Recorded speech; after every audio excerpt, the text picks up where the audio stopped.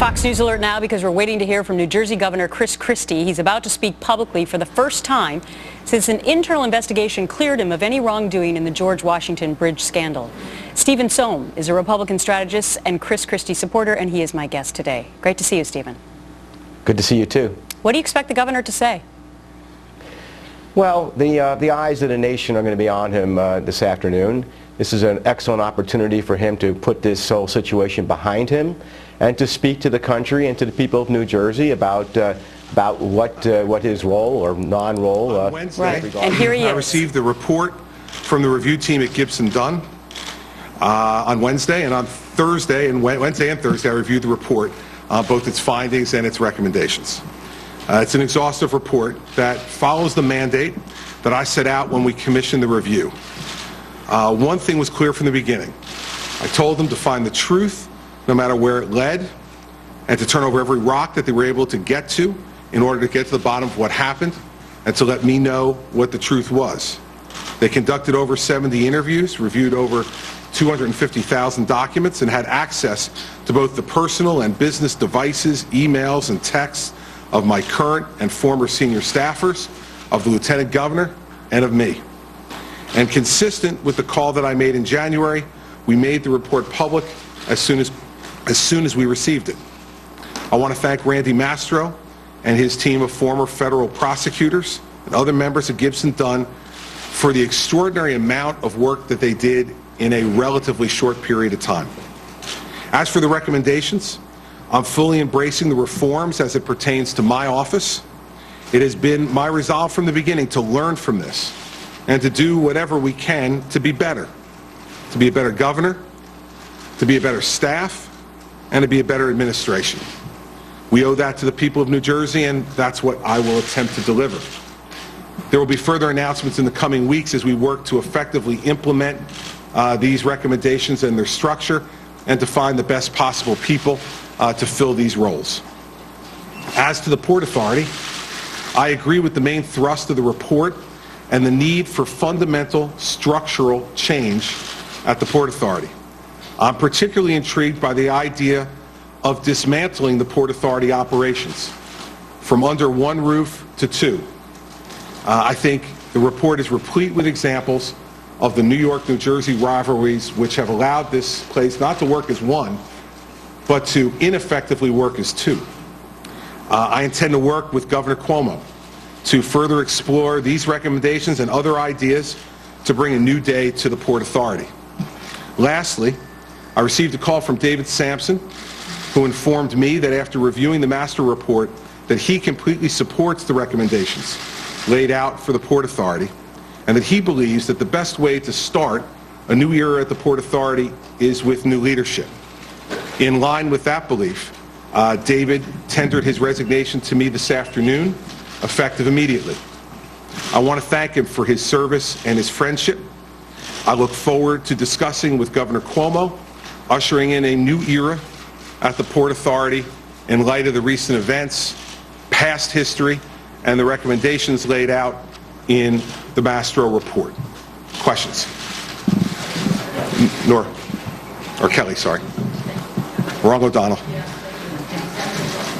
Governor, you talked about how this will not impact your decisions about your future. We've seen these events have affected how voters, even Republican voters, view you. How is it possible that this controversy will not impact a choice to run for president, or how you might even do it? Well, I mean, those are two different questions, right? Impact running as a choice, I'm just telling you that it won't. And the fact of the matter is that I had nothing to do with this, and as I said from the beginning, and this report has supported exactly what I said. And in the long sweep of things, any voters, if they consider this issue at all, in considering my candidacy, if there ever is one, I got a feeling it'll be a very small element of it, if any element at all. But in terms of my decision making, it's simply not the way I would make a decision. The way I'll make a decision about whether to seek any future office would be, do I think it's what's best for me and my family? And secondly, do I believe that I have something unique and particular to offer that particular office at that particular time? If the answer to those two questions is yes, then I'll seek that office, and if the answer to either of those questions is no, I won't. And there won't be anything else that will enter into it, because anybody who tries to game out the politics of this kind of stuff years in advance, the last 11 weeks should probably show them that that's a fool's errand. So, Acknowledge that your standing has fallen. yeah, sure.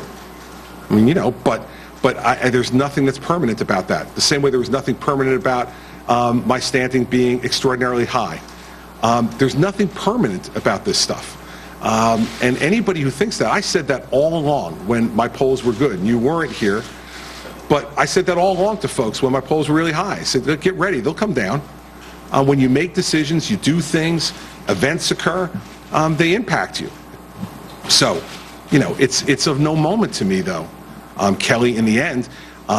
If I were running for re-election tomorrow, maybe it would be of moment to me. I already run for re-election and got 61% of the vote. If I was running for something else sometime in the future, you know what poll I'll care about? The ones that are in the few days before the election, not the ones now. They don't mean anything. And in the end, I got to tell you, they're not what I'm most concerned about as I stand here today. I'm the governor of New Jersey, and I have a job to do. And I'm going to do my job the best way I can. And as I've said dozens of times, if I do my job the best way I can, my future will take care of itself. Brian?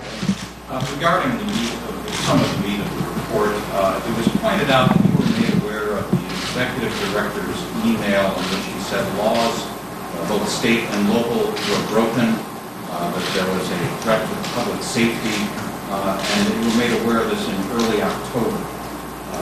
You admitted to that. Your staff, some of your staff was also made aware at that point. I won't name names, but several of them. Most of whom are former federal prosecutors working for you. How is it that this went on for roughly 8 weeks or so, where all of these former federal prosecutors were accepting really what was the word of a couple of snake oil salesmen about a traffic study? It's colorful, Brian. Well, colorful. Well, why don't you just get to the question and cut the commentary back a little? How do prosecutors not understand that if a executive director, your top person in the board, not my top person. the top official, Can you get to it already? I'll answer. how did they do Hey, that? listen, they didn't, first off. The first time this came into my consciousness was the Wall Street Journal story of October 1 or 2, somewhere in that neighborhood, when Executive Director Foy leaked his memo to the newspapers that he had written weeks earlier. And I said to 2 former federal prosecutors, my chief of staff and my chief counsel, find out for me what's going on here. Now, the way you do that is, in a normal circumstance where you look like you're dealing with an operational issue at the Port Authority, is to go to our people at the Port Authority and ask them what's going on. They came back and said, this is a legitimate traffic study. We blew the notifications to the executive director. That's our fault, but it was a legitimate traffic study, and he's just upset because he didn't know about it. I got to tell you, contextually, that made perfect sense to me, because there was, as you can see from the report, a history of conflict between these folks at the Port Authority. I heard about conflict between Chris Ward, the former executive director, and our folks, Pat Foy, the current executive director, and our folks on a regular basis. It's why I believe, as I said off the top, that the best way perhaps to deal with this, at least something to consider, is, taking the Hatfields and the McCoys and moving them to separate homes. Because they haven't been able to get along with each other, despite my best efforts, the best efforts of Governor Cuomo, and many of our predecessors. So nobody dropped the ball here, Brian. You're looking at this, both through your editorializing in the question and everything else, from the perspective of what you know today. Well, if I knew then what I knew today, I would have done a lot of things differently, but we didn't. So we went, we asked the questions, we got what we believe to be satisfactory answers back from the folks that we put at the Port Authority, and we believed it was an operational issue at the Port Authority that they needed to deal with. And we told them to deal with it. And that's where it ended. So part of the problem with all this is that all of us, you, me, and everybody, is now looking through the retrospectroscope. You're always smarter. And you always know more when you have that. We didn't have that then. And so I think it's an unfair characterization to say that our folks didn't do anything for 8 weeks. In fact, the report lays out that they went and pursued a number of avenues from that time all the way through to my December 13th press conference to challenge people and question people about what went on here and what each individual's role was. And so it wasn't effective because people didn't tell us the truth. But you can't, it's not fair in my view to say that people didn't do their job and try to get to answers. Governor, some of your closest aides thought this kind of behavior was appropriate. And I'm wondering, what have you learned from this experience? What have you changed about how you govern now? Well, first of all, you know, I would say that one of my closest aides participated in this. And for that, she was fired. And that's the first thing I did to set a different tone here, was that people need to understand that if you participate in this kind of conduct, you will not be permitted to hold the public trust and the authority that goes along with a senior position in this government. Secondly, as I've said before, you know, I've done a lot of soul searching on this over the last 10 or 11 weeks. And, you know, for me, it's going to be about making even clearer to people what is acceptable conduct and what isn't. But I will say also, as I said yesterday, I think that anybody who works for me who believed that something like this was going to be something that would be pleasing or acceptable to me didn't know me in the first place. And from that perspective, I'm not only disappointed in them, but it's obvious to me that I have to make even clearer as we move forward in the future, and I have already, about what's acceptable conduct and what is not. That's a constant challenge when you're running a large organization, and it's one that I did not do as well as I needed to do, obviously, with this happening, and one that I can intend to focus on even more as we move forward. But have you changed your procedures? Governor, yesterday Mr. Mastro informed us that Attorney General Sampson declined to participate in the internal investigation by your outside counsel. And so it's kind of just a two-part question. One, did that concern you? Two, did Attorney General Sampson, I know you guys are close, did he ever talk with you throughout this process to try to offer you an explanation, since it was the agency that he led that was having this trouble? And when is his resignation? As I said in the statement, it's effective immediately. He called me this afternoon. On the first part of your question, I spoke to General Sampson on January 8th and asked him what he knew about this, if he had any involvement in it, if he authorized it, or had any idea of the planning of it or any of the rest. He said absolutely not. And that rang true to me at the time, not only because of David's reputation for honesty over the course of his entire career, but also because the role of the chairman of the Port Authority is not an operational role. His role is a policy role. And so I wouldn't expect that David would be involved in any kind of day-to-day operational issue, like a traffic study at the Port Authority. In terms of his and his firm's lack of participation in interviews conducted by the Mastro Group, he explained to me that there were issues of attorney-client privilege that he feared would be compromised if he participated in an interview. I didn't push it any further because it wasn't my role to push it any further, but that was the explanation he gave me at the time, and I have no reason not to believe that. Again, I think that his role was not central in any of these things, nor has it ever really been alleged that his role was central in any of these things. But those are decisions that he had to make based upon his ethical obligations to his clients. And that's the decision he made. Whether I agree with it or not, you know, is a different matter. But in the end, he has, as every lawyer has, their own individual obligations to their clients and what they think they can and cannot say publicly because of that. Elise? I have a statement from David Sampson. He says, over the past months, I have shared with the governor my desire to conclude my service to the Port Authority. When he was having apparently conversations with me saying he wanted to conclude his service, did you ask him to stay on? Yes. And was his answer to that, I'll wait until this report is over? No, his answer to that was, I'll stay on as long as I think I'm able.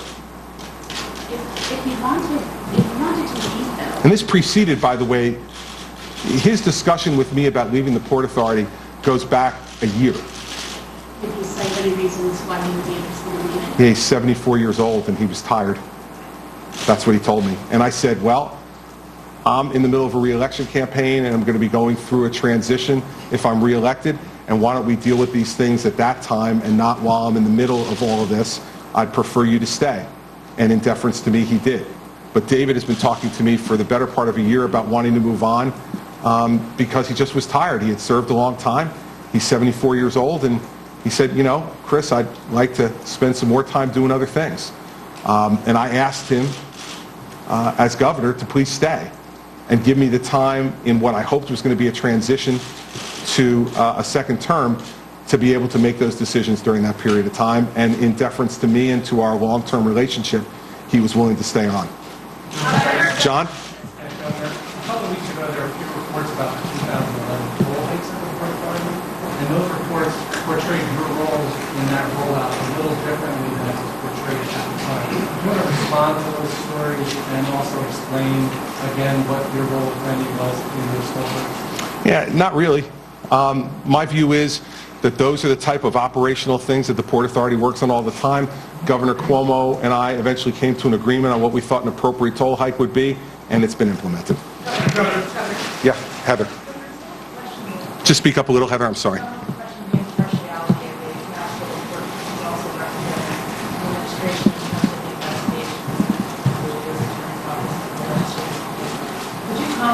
Sure. Sure. A few things.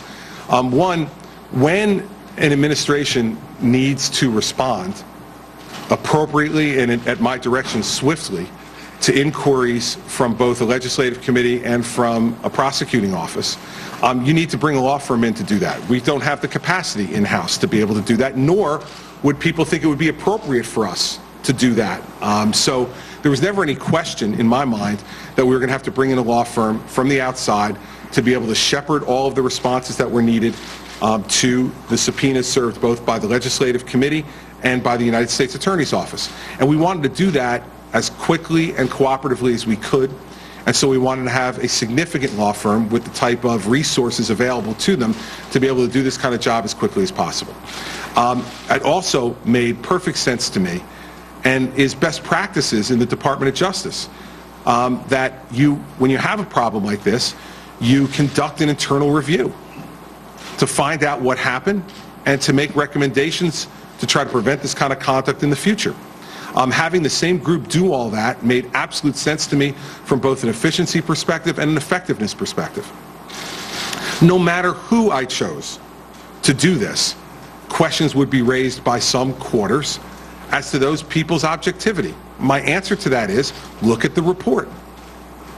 We gave them unfettered, complete access to everyone in this government and allowed them to interview people multiple times if they so desired on multiple occasions in order to try to get to the bottom of things. Gave them complete access not only to people's professional emails but to their personal emails and their personal devices to be able to review text messages as well. The objectivity in this report is based on two things. One, the breadth of it and the access that they had without restriction to any information they wanted. And secondly, the reputation of the 6 people who are running this thing. These are 6 former federal prosecutors who I can guarantee you have worked hard to develop the reputations that they've earned over the course of their career and would not give away those reputations to do some type of slipshod job for me.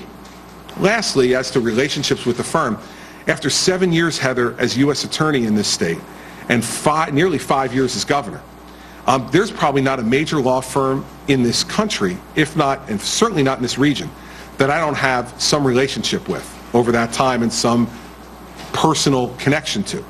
So in the end, what I decided to do was pick the people I thought were best to do the job. I did, and I think the report will stand the test of time, but it will be tested by the other investigations that are ongoing, and it is limited, as Randy Mastro pointed out, in small part by some of the access that they had and didn't have to certain people. But in the end, all that's fronted in the report. It doesn't claim to be anything but what it is. But it is exhaustive, and it is thorough, and I don't have any second thoughts about who we selected or the process. No matter what, you're going to be criticized in this instance, and when you are, you just have to answer it and answer it directly, and that's what we've done through the report. Matt. Governor, the stated reason for severing ties with Stephanie was his use of language and acting inappropriately. Given that there's other salty language that's come out in some of these new documents from other members of staff, do you still think that it was appropriate to give her Stephanie? Can you imagine a time when Stephanie would be working for you? Well, let's be clear. It wasn't the salty language, because, as you know, Matt, I've been known to use a word or two of those at myself, and as have a number of you as well. So it's not that. What it is that the content of those emails showed me a lack of judgment that caused me to lose my confidence in Bill's judgment. And so that's the basis upon which I made the decision, and a decision that I stand by today, because it was made purely on that basis and not on the basis of anything else. So no, I don't have any change of heart on that at the moment. And you know, as far as the future goes, Matt, I'm not, as you know, I'm getting into hypothetical questions about the future. It just doesn't make any sense for me to do so. Kevin? The master group clearly fixes the blame for the night closures on Kelly and Wild. We still don't know the motive behind it. I don't know why they're closed. Is that an answer you still want? Is it an answer you ever expect yet? How quickly you want it? Well, I would have liked it on January 8th if I could have had it. But, you know, as I've said many times before, I would have hoped that everybody would speak to this group. But I also have a healthy respect for people's constitutional rights. And so I am, again, not going to be critical of people for exercising, with the advice of their lawyers, their constitutional rights. But in the end, Kevin, I don't know if we'll ever know what the motive is. As I said when I was here on January 9th, it mystifies me on every level why this was done. And I hope someday to have an answer to why it was done. But I certainly don't have a crystal ball, and I can't tell you if or when I'll ever know. But do I hope to? After all this, you bet I hope to. You bet I hope to. Charlie? Since this issue has unfolded, there's been considerable attention to David Sampson's overlapping business interests with the Port Authority. Did you raise that issue with him before he tendered his resignation? Did he raise that with you? And what is your view about these continuing scores and examinations that have revealed close ties to his firm and Port Authority action? Charlie, you know, I think if you look at many of the commissioners, both currently on the Port Authority and over history, there has always been those type of connections and potential conflicts. This is what happens when you ask people to come from the private sector and serve in a non-compensated, part-time position in a role at the Port Authority. The way to deal with that is appropriate recusals when the Port Authority has business that might cause a conflict with a business interest or representation you might have. My understanding over the course of time is that not only General Sampson, but other members of the commission on both sides of the river would engage in appropriate recusals when necessary. And so I hope that that's what General Sampson did, trust that's what he did in most, if not all, of those instances. And so that's an issue for him to deal with directly. I'm sure that he will. I have every faith and trust and confidence in David's integrity, as do people on both sides of the aisle in this state over the course of the last 40 years that he's been involved on and off in public life. So I have complete confidence that he acquitted himself in a way that was appropriate and ethical. If it turns out that there were some instances that weren't handled in that way, then that's something that, you know, we'll all deal with. But I don't think, Charlie, to get to the core of your question, I think the core of your question is that you can expect that when you ask people from the private sector to come in and do these jobs in a part-time, non-compensated way, that you can ask them to give up their private sector life, which they use to support themselves and their families. And so the way to deal with that is to try to have an effective, robust conflict system where folks recuse when appropriate. And I trust that that is being attended to at the Port Authority, and if it's not, it should be attended to with even greater care. You have a follow-up? Go ahead. Yeah, is that what a lot of this examination has shown, though, is that his firm profited substantially by his relationship with that Port Authority. Well, that's your assumption, Charlie. I don't believe that's in the facts. That's your assumption. It's your assumption, as you often do. And that's fine. That's your right. You're a columnist. You get to assume certain things and suppose certain things, but you need to base them on facts. And I haven't seen that those facts draw a direct line between those two things. David?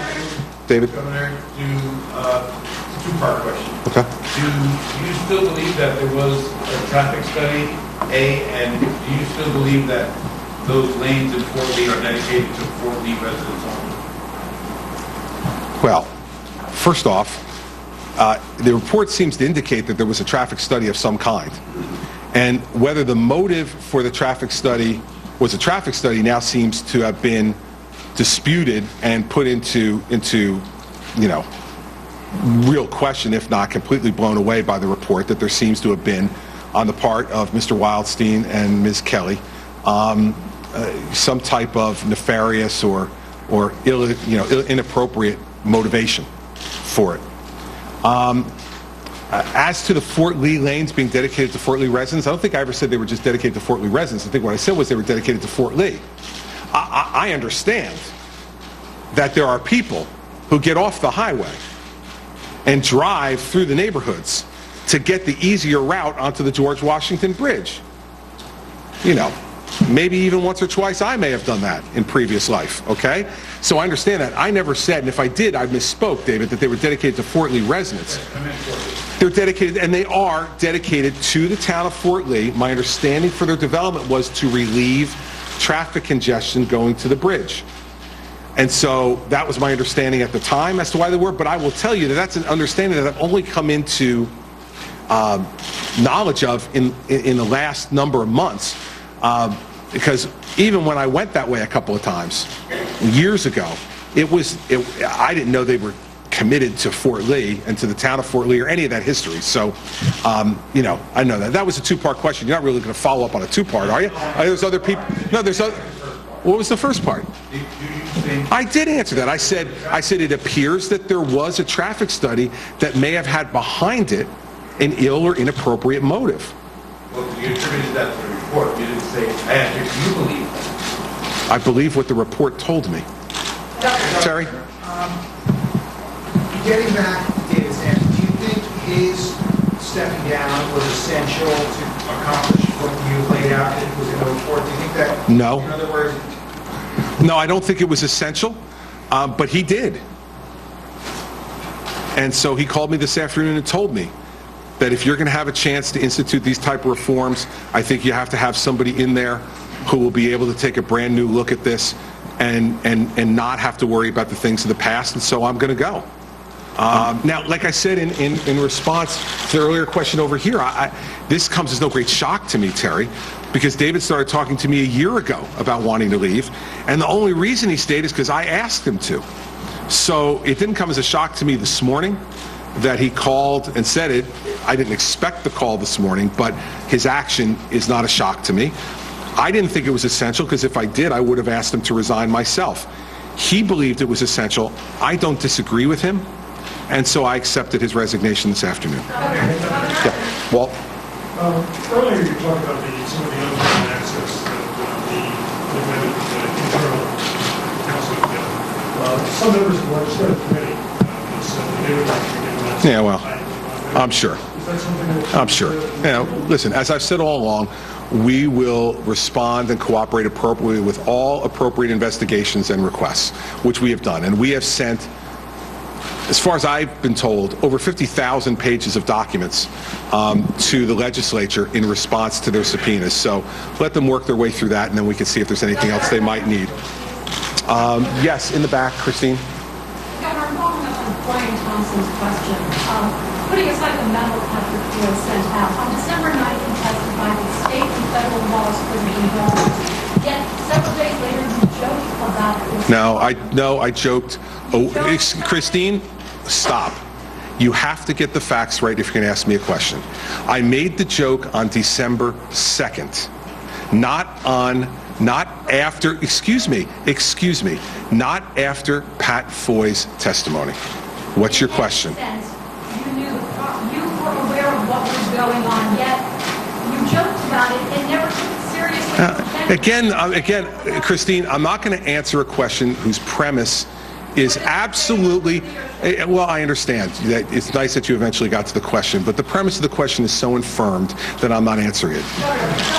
What do you think of the depiction of Bridget Kelly in the report? There have been some remarks that not only did it describe her actions, but it described personal details about her life and in very unflattering terms. I wanted to know, since this was a person who was very close to you at one time, do you think the report was fair to her, and what did you think of the descriptions? I think the report laid out the facts as the investigators found them, and however anybody wants to interpret those is up to your particular interpretation. Yes, ma'am.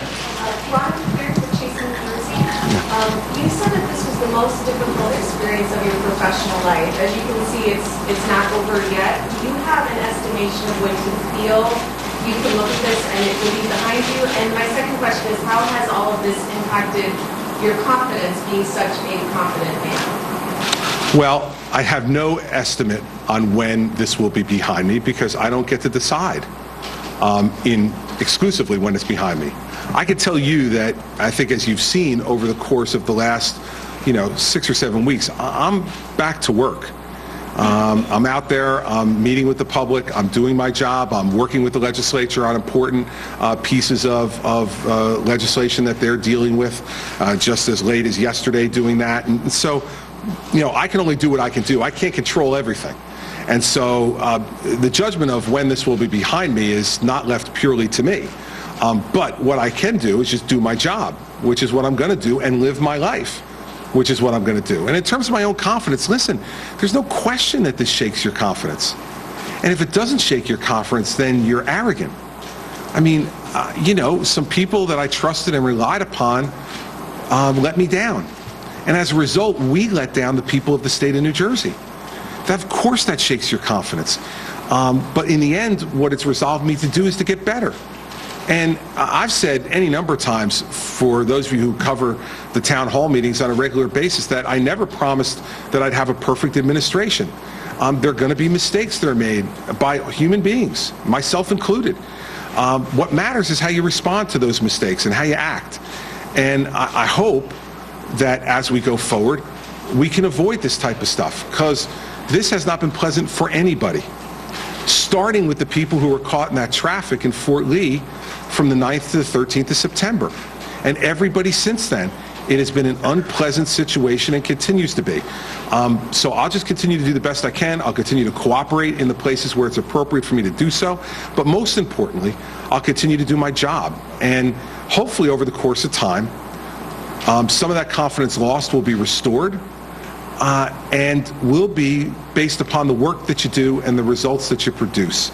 And that's what's most important. Can you say how much the report cost or enacting that? How much is the detective prediction done today for this court? I don't know the answer to that question. Not something I deal with. That's what the Attorney General's office deals with. And so you should direct your questions to the Attorney General's office, because that's not something I know. Melissa, you have a question? I just wanted to ask you, talking about why you're going out the firm now, because you don't work in a buying firm or you didn't know somebody, but one of the people he chose to work on his team was General Monday. You give her a vacation agreement, your reports to go to vacation together. Do you think that at least gives you appearance that maybe if there was some sort of special treatment given to you, did you know this person, maybe you put it on that team? Listen, the facts are the facts, Melissa. Read the report. I mean, they can't make up facts. And I've read the report. Every one of the factual assertions they make in the report is footnoted, endnoted, backed up by documentary evidence or testimonial evidence that they got from interviews. I mean, that just can't be manufactured. And so, in the end, like I said, I've got relationships, personal relationships, with most of the major law firms in this region. who could handle this type of task. And so in the end, I decided not to worry about that stuff for two reasons. One, because you'll be criticized no matter who you pick. And two, because what I wanted was the best possible people I could find to get to the bottom of this and get me some answers. And as a result, this is what we've gotten in the report that was issued, and I think it's a report that is thorough and exhaustive and will stand the test of time.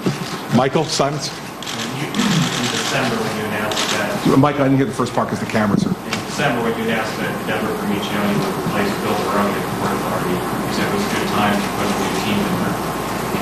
We asked her to have extended to David Sampson, you said he did not. Was your intention to try to essentially get him not to leave? No, my intention was to not turn the whole place over at one time. And what I wanted to do was have some measure of stability to get Deb in, acquainted, accustomed with the place, and then move to try to come to an agreement with David at some point as to when he would move on. So it wasn't that I was going to try to convince him to stay for another 4 years. I knew for the last year that David wanted to go. He had made it very clear to me. And what I said to him was, give me a chance to do things in an orderly way.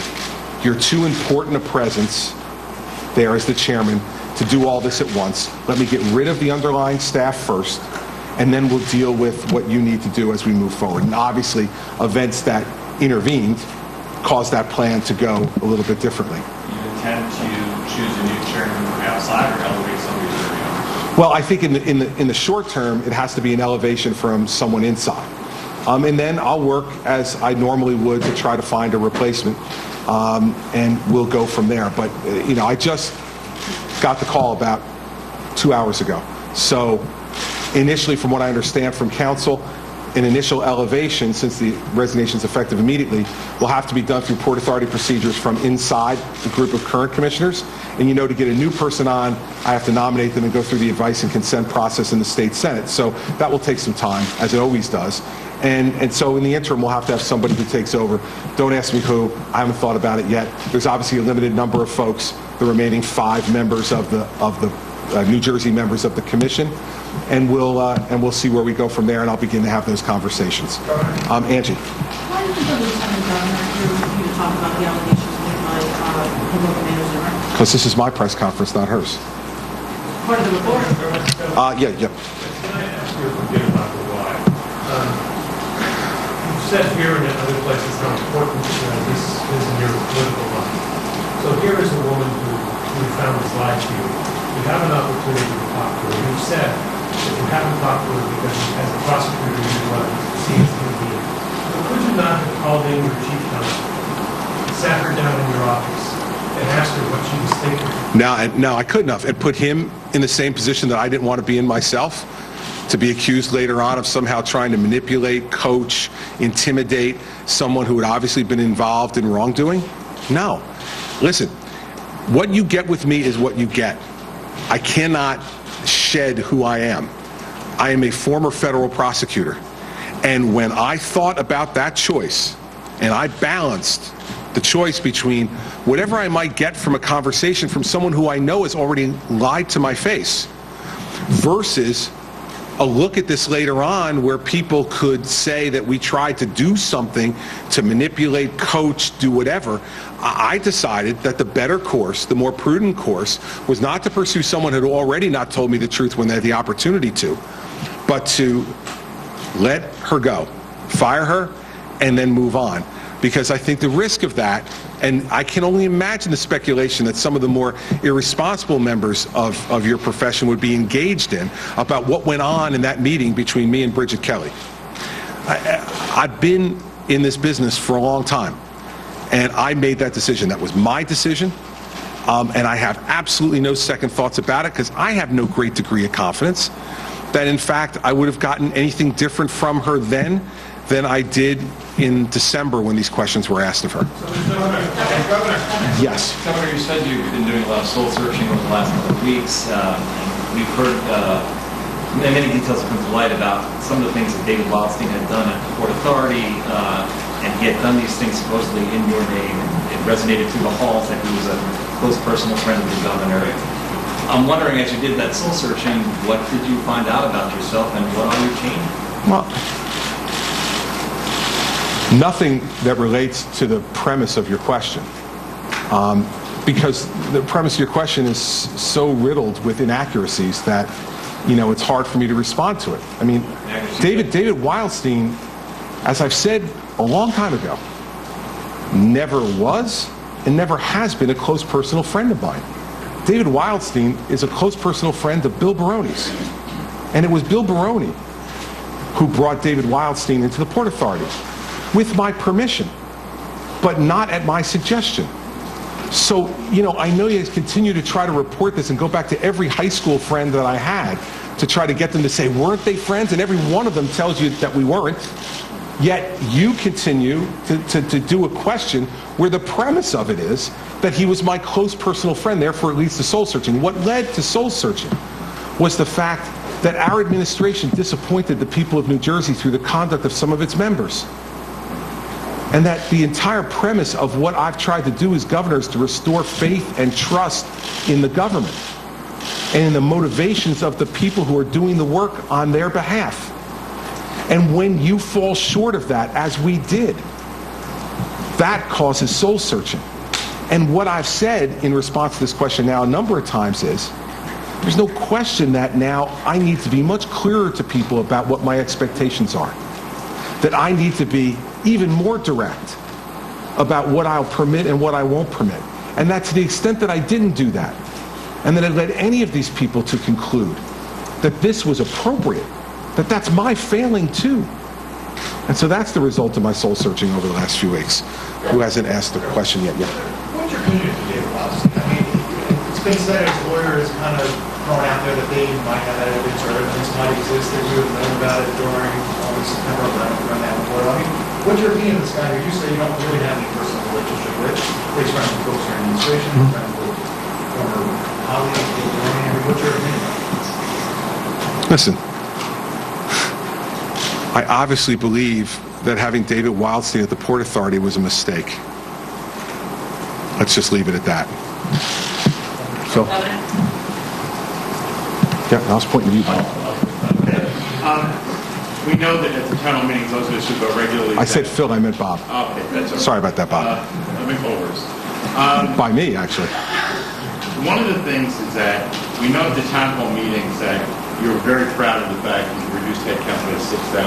Mr. Mastro's report calls for at least 2 new hires, which is going to be an integrity compliance officer type person and an ombudsman senior statesman.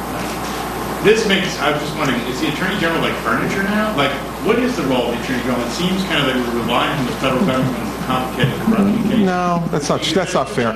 That's not fair. I mean, and I think to characterize the Attorney General as a piece of furniture is really beneath what you guys should be doing. The Attorney General is doing an outstanding job, as did Attorney General Chiesa and Attorney General Dow. They're there to enforce the law. They're not there to act as an ethics advisor to the governor's office. And if you find that somewhere in the statutes or regulations, point it out to me. So the Attorney General is not the lawyer for the state in terms of satisfying this production of documents from the U.S. Attorney? No, he is not. Because he may also have to provide an investigative function at some later time.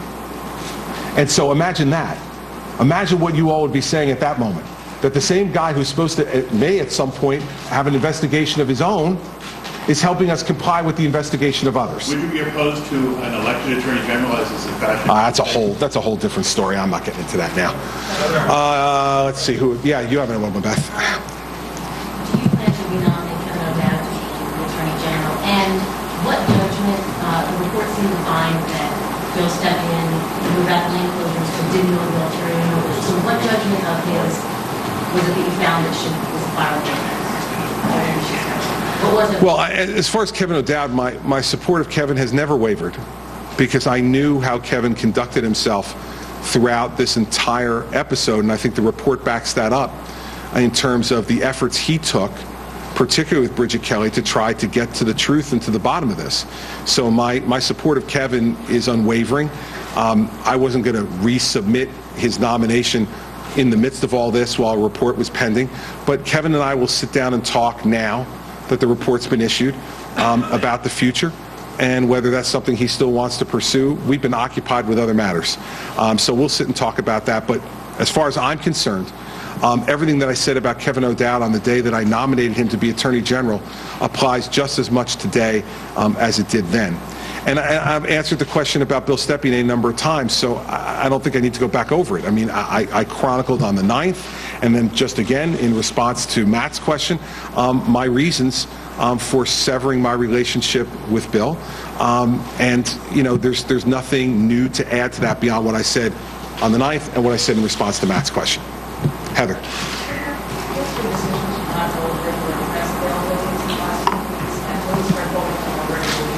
Yeah, my decision was that all you would do is ask me about this, and I didn't have the facts that I needed to be able to answer your questions.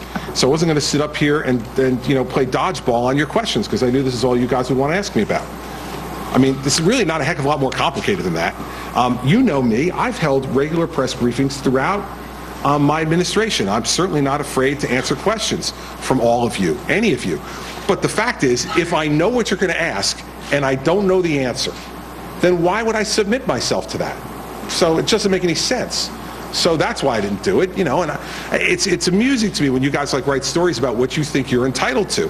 Well, what I think you're entitled to is the answers when I get them.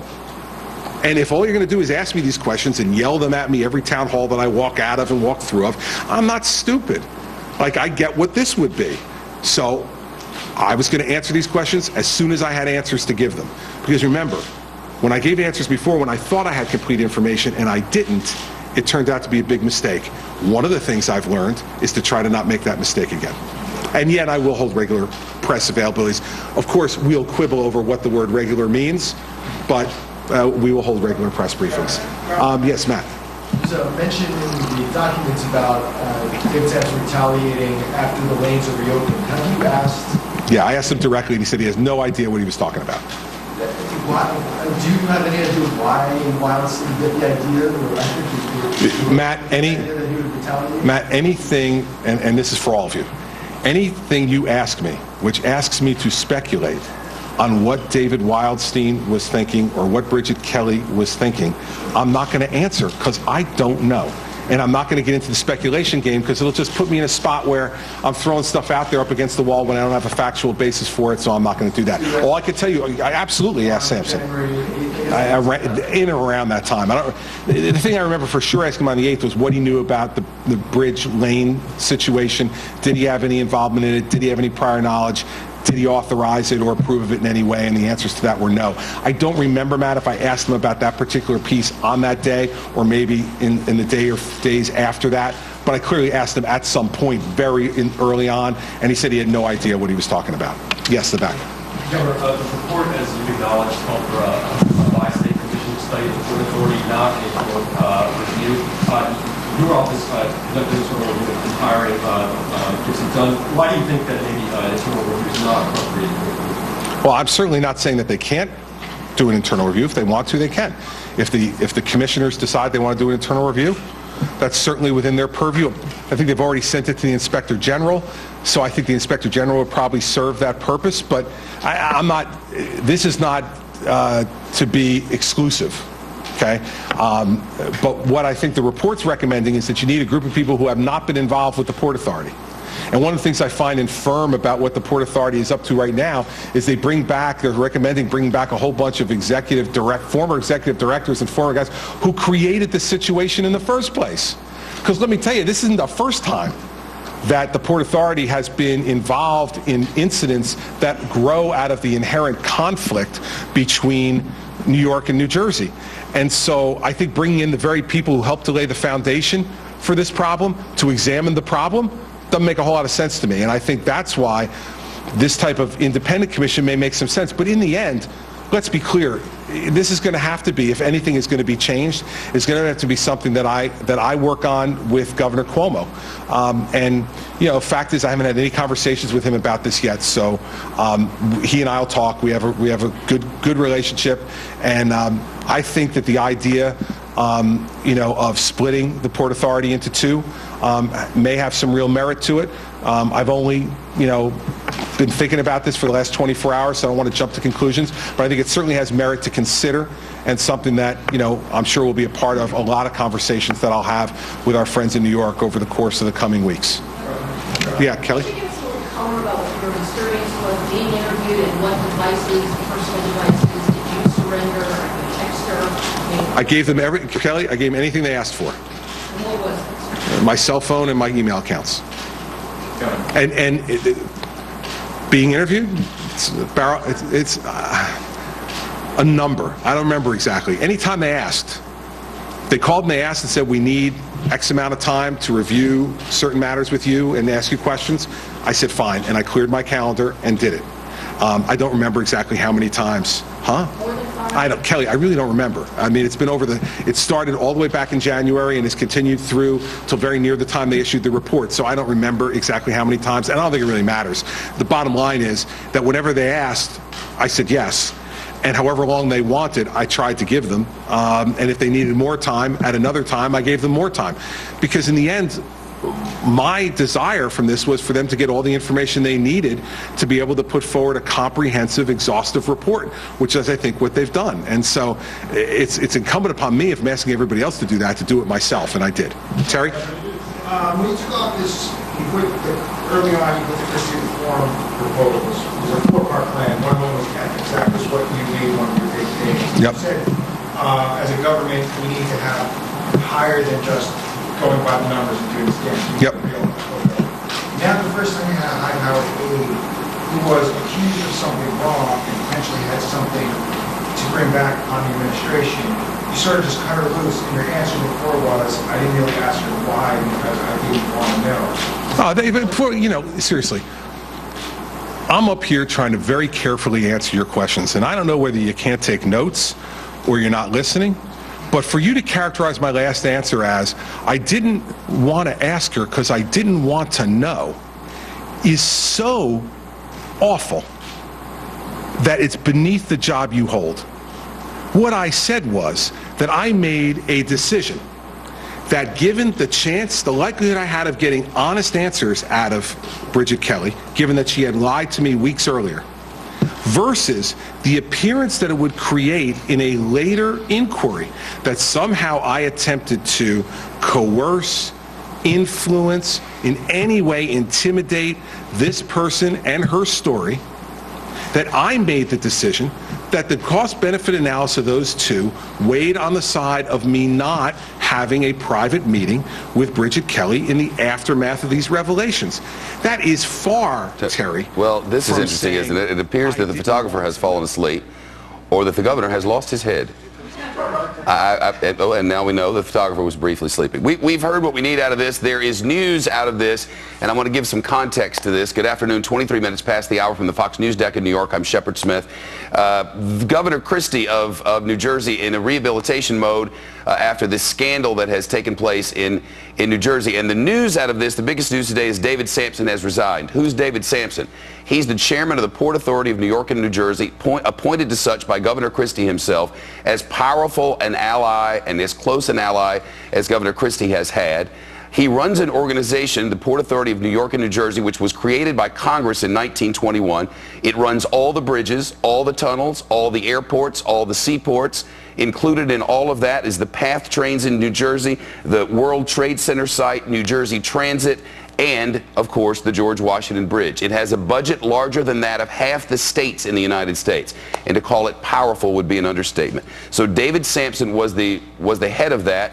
He resigned today. We learned that from the governor just moments ago.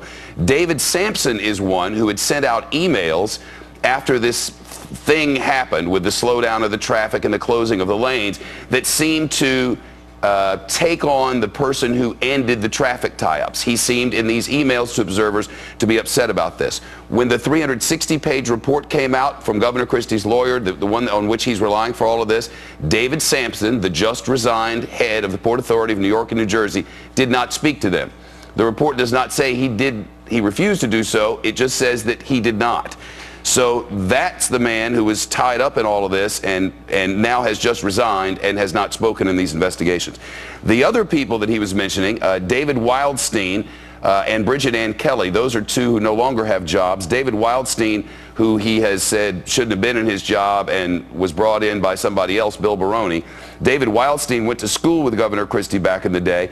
His job at the Port Authority was invented for him, and he is out now. Bridget Ann Kelly is the other. She was the deputy chief of staff, and she's the one who wrote the now infamous email that said it's time for some traffic problems in Fort Lee.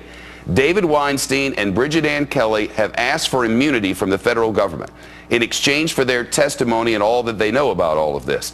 The accusations from the governor's detractors has been that those are the ones who would know, that they and David Sampson are the ones who would know exactly who knew what, when, and where, and none of those people have spoken to any of the authorities about which we've had mentioned today.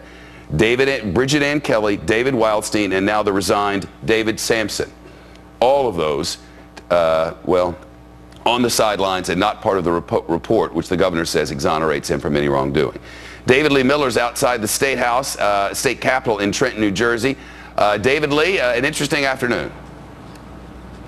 Indeed it was, Shepard. You know, perhaps if this was a major motion picture, you could call it the three faces of Governor Chris Christie. At times he was humble, he was apologetic, but he was also at times very, very combative with some of the reporters. He said that this has been an unpleasant situation, and then he added, it continues to be so.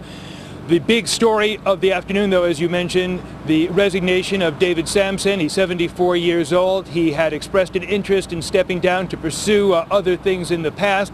The governor said he wanted him to stay on till after his re-election, but now it appears that he is going to step down. The governor has accepted his resignation about 2 hours ago. In terms of what else came out of this news conference, Shepard, essentially it was an affirmation of the findings of the report, vindicating the governor, saying that he had no role whatsoever in shutting down the lanes of the George Washington Bridge. The governor also said that he embraced many of the recommendations in this report. Here's some of what he said just a short time ago. Listen. As for the recommendations, I'm fully embracing the reforms as it pertains to my office. It has been my resolve from the beginning to learn from this and to do whatever we can to be better governor, to be a better staff, and to be a better administration. The governor said that he cooperated as much as he possibly could with investigators.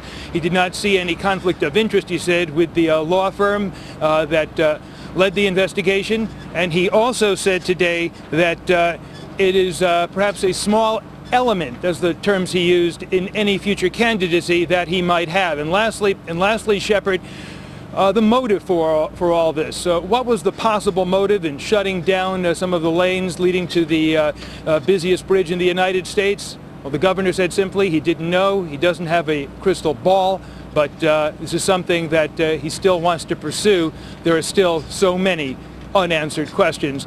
This, as the news conference continues, taking place now for nearly 1 hour. Shepard? David Lee, the governor's last bit of indignation there was over the question of how he handled his then chief of staff, or deputy chief of staff, Bridget Ann Kelly. The reporter asked the question, did you not ask her the details of this because you did not want to know the details? That has been the accusation throughout from the governor's detractors, that Bridget Ann Kelly, the one who wrote Time for Some Traffic Troubles in Fort Lee, the governor never asked her, what was that about? And reporters have wondered from the beginning, is it because he knew exactly what it was about, because he was in on it from the very beginning? There is no information to indicate that that was the case. But there have been lots of questions about why he didn't ask Bridget Ann Kelly what was up there, and he's given the same answer from the beginning. Indeed he has. The governor also said that he respects the rights of individuals not to testify, to take the fifth. And what's really noteworthy here is that Bridget Ann Kelly and a number of the other key players here, Shepard, chose not to cooperate with this investigation. Critics, many Democrats, say it was nothing more than a whitewash. It cost more than $1 million. The report, 340-something pages. If you do the math, it comes out to about $2,700 a page.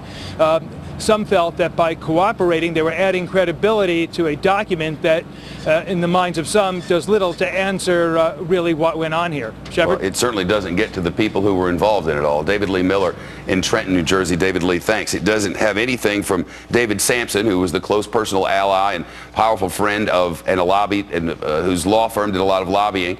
The governor never spoke about this.